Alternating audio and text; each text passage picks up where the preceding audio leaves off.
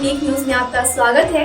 आइए आपको कराते हैं कुछ खास खबरों से रूबरू। मुरादाबाद के नागफनी थाना क्षेत्र की रहने वाली एक महिला ने मुरादाबाद एसएसपी को एक शिकायती पत्र देते हुए अपने जेठ पर छेड़छाड़ का आरोप लगाते हुए कार्यवाही की मांग की। दरअसल दिए गए शिकायती पत्र में महिला ने बताया कि उसका पति जब घर पर नहीं था तब उसके जेठ ने उसे बुरी नीयत से दबोच लिया। महिला ने इसका विरोध किया तो उसने उसके साथ मारपीट की। उसने इस मामले की शिकायत नागफनी पुलिस से की, मगर पुलिस ने उसकी शिकायत पर कोई कार्यवाही नहीं की। महिला कार्यवाही की मांग को लेकर पूरी रात थाने के बाहर बैठी रही, लेकिन पुलिस ने उसकी एक नहीं सुनी।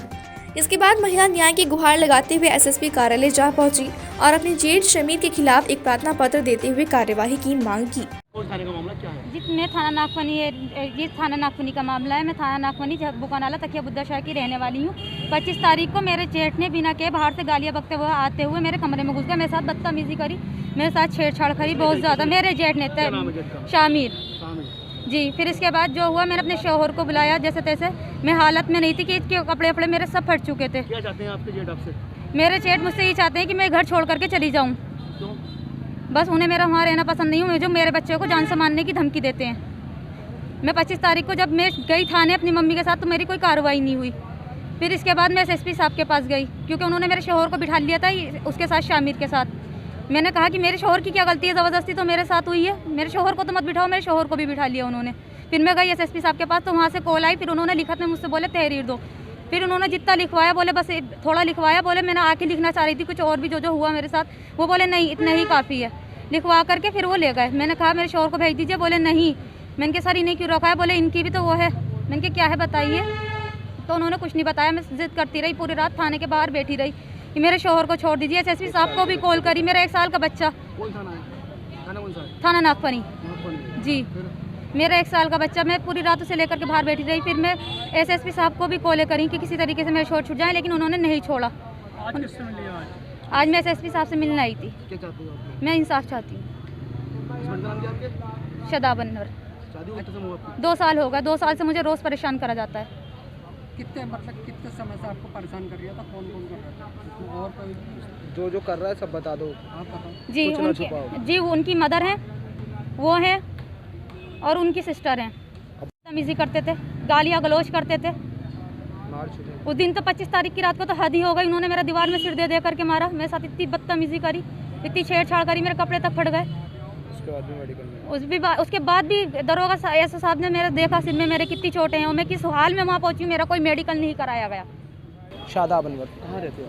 तकिया बुद्धा शाह मस्जिद झब्बू का नाला। आपकी वाइफ का क्या है? मैं बैठा हुआ था दुकान पे, अपनी चाय की दुकान है मेरी। मैं तो अब मुझे पता लगता है कि घर में शोर मच रहा है। मेरे पापा का नंबर से फ़ोन आता है, फ़ोन उठाया मैंने तो शोर की आवाज़ आई मुझे।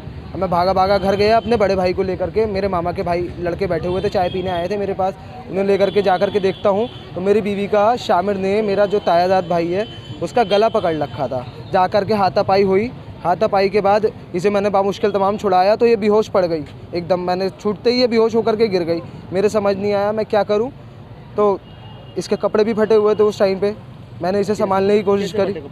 मारा पीटी में ही फटे होंगे कपड़े, लाजमी सी बात है। जो मारपीट कर रहे हैं मारपीट की वजह सर ये है, स्टार्टिंग यहाँ से हुई है कि जब से मेरा बेटा हुआ है, हम नीचे वाले कमरे में रहते हैं। हमारे पास एक नीचे का कमरा है, एक ऊपर का थोड़ा सा बड़ा सा एरिया है। वहाँ पापा रहते हैं, नीचे कमरे में हम रहते थे। हमारा बच्चा रात को रोता है, लाजमी है बच्चा रोएगा।